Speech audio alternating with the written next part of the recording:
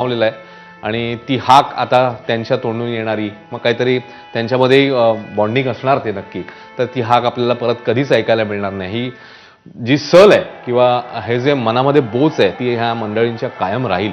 आणि आता पार्थिव हळूहळू पुढे येते, ते विद्याप्रतिष्ठानच्या मैदानामध्ये पोहोचेल. तिकडे मुख्यमंत्री, उपमुख्यमंत्री देखील एअरपोर्टवर, विमानतळावर येऊन मार्गस्थ झालेले असणार इकडे यायच्या दिशेने.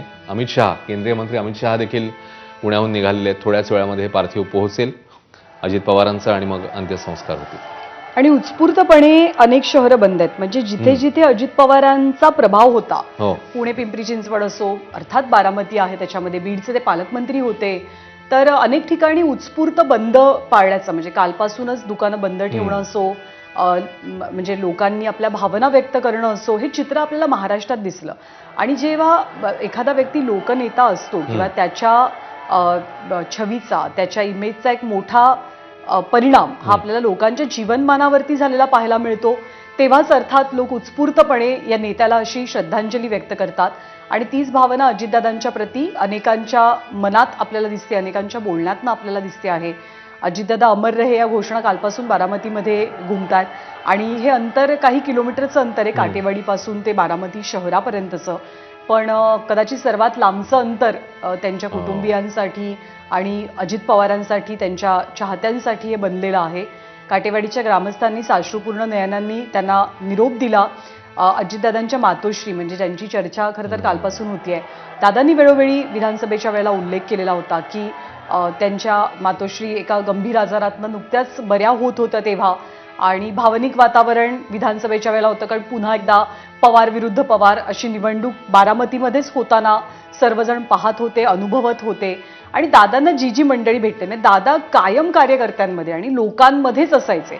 अजित पवार गर्दी विना आहेत हे चित्र ना कोणी कधी आतापर्यंत पाहिलंय ना कधी कोणी इमॅजिन केलंय. पण आत्ता जेव्हा ते सर्वांना सोडून चालले तेव्हा अर्थात एकट्याचाच हा त्यांचा प्रवास आहे सगळा.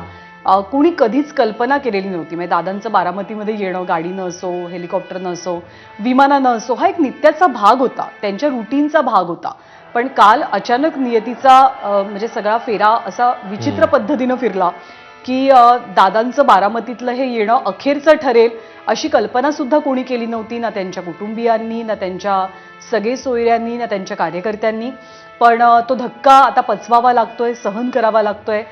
पार्थिव दादांचं जेव्हा जात आहे तेव्हा बारामतीच्या रस्त्यांवरती लोक उभे आहेत दुतर्फा. बारामती अतिशय स्वच्छ आणि सुंदर शहर आहे. म्हणजे महाराष्ट्रातली जी काही चांगली शहरं असतील, ज्याच्यात रस्ते उत्तम आहेत, ज्याचं एस्थेटिक उत्तम आहे, म्हणजे नियोजनबद्ध शहर आपण ज्याला म्हणतो, ते बारामतीमध्ये आपल्याला पावलोपावली पाहायला मिळतं. आणि ही पवारांनी केलेली प्रगती अर्थातच, आणि बारामतीचं मॉडेल, विकासाचं मॉडेल म्हणून त्यांनी कायम ते प्रोजेक्ट सुद्धा केले देशासमोर.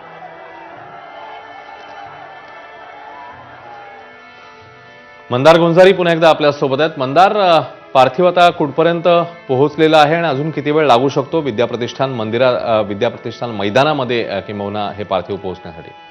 पार्थिव थोड्या वेळामध्ये विद्याप्रतिष्ठानच्या या मैदानावरती येईल आणि दुसरीकडून मुख्यमंत्री आणि केंद्रीय गृहमंत्री अमित शहा देखील या मैदानावरती थोड्या वेळामध्ये पोहोचतील.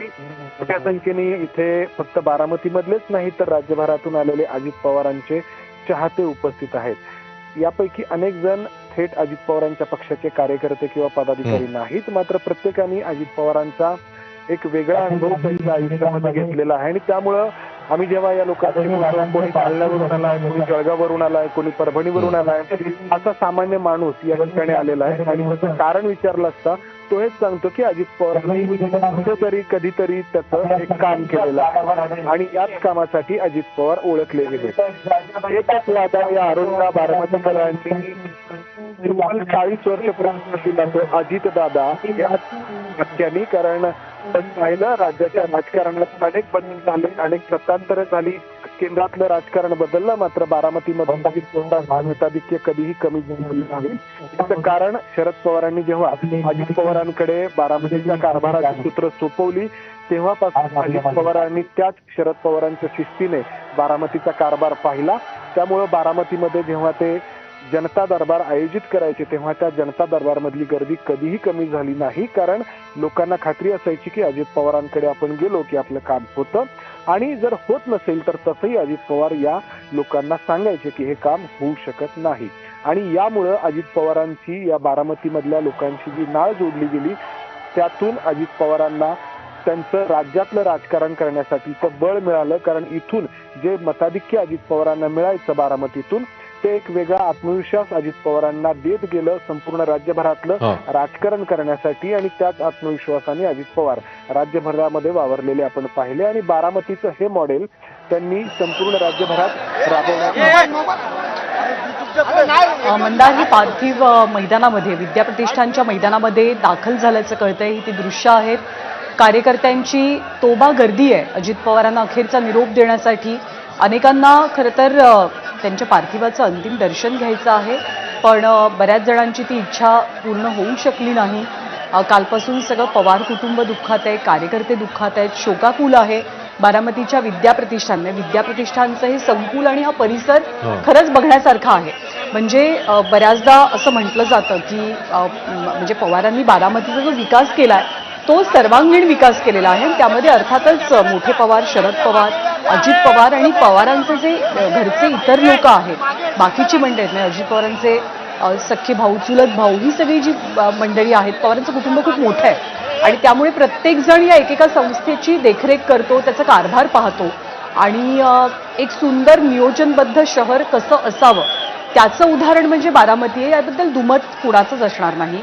मग ते टेक्स्टाईलच्या बाबतीत असो, वेगवेगळ्या उद्योगांच्या बाबतीत असो, रस्त्यांची रचना असो, नवे प्रोजेक्ट्स असो, सगळं काही आपल्या बारामतीमध्ये आणण्याचा सदैव पवारांचा प्रयत्न राहिला. त्यामुळे बारामतीच्या लोकांनी त्यांना भरभरून प्रेम दिलं आणि त्या प्रेमाची अर्थात भली मोठी परतफेड ही कायमच पवार कुटुंबानं केलेली आहे. ते करत राहतील. आणि आता एक आशादायी नेतृत्व म्हणून कुणाकडे पाहिलं जात होतं, कारण आतापर्यंत अगदी खमक्या पद्धतीनं खंबीरपणे उभं राहून राष्ट्रवादीचं नेतृत्व असेल, बारामतीचं नेतृत्व असेल, कुटुंबाचं नेतृत्व असेल, हे कायमच शरद पवारांनी केलं. पण गेल्या काही दिवसांपासून त्यांच्या वयाचा, प्रकृतीचा विचार करता ते थोडेसे अलिप्त झाल्याचं आपल्याला पाहायला मिळालं. याची चर्चा झाली की महानगरपालिकेच्या निवडणुकांच्या प्रचारामध्ये शरद पवार का दिसत नाहीयेत. आणि मग या सगळ्यामध्ये लोक कुणाकडे पाहत होते, तर ते अजित पवारांकडे पाहत होते. कौटुंबिक आधार म्हणून सुद्धा, बारामतीचा आधार म्हणून सुद्धा आणि नेतृत्व म्हणून सुद्धा. पण अचानक हे नेतृत्व निखळलं, अचानक दादा निघून गेले आणि ती पोकळी जी निर्माण झाली आहे, ती पोकळी आता भरायची कशी, कार्यकर्त्यांना आधार कसा द्यायचा, कुटुंबाला कसं सावरायचं, हे अनेक प्रश्न आहेत खरं तर सध्या. आणि अमित शहा बहुधा बारामतीमध्ये पोहोचता आहेत. राजू सोनवणे आपल्याला याबद्दलची माहिती देतील. राजू. अगदी